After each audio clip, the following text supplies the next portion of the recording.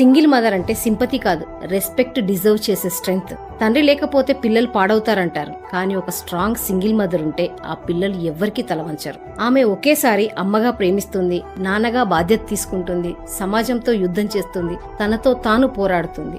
ఆమెకి చాయిస్ ఉండదు స్ట్రాంగ్ గా ఉండడం తప్ప. ఆఫీస్లో స్ట్రెస్, బయట సొసైటీ జడ్జిమెంట్, ఇంటికి రాగానే అలసట. కానీ అమ్మా అన్న పిలుపు వినగానే ఆమెకు మళ్లీ శక్తి వస్తుంది. ఆమెకు ప్రతిరోజు భయం ఉంటుంది, రేపేమవుతుందో, పిల్లల చదువు, ఆరోగ్యం, ఏదైనా ఎమర్జెన్సీ వస్తే.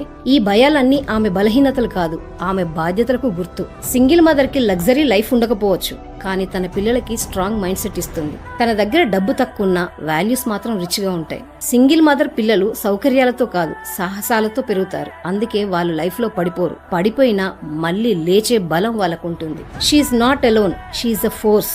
So don't judge her, respect her. A single mother is not a situation, she is an inspiration.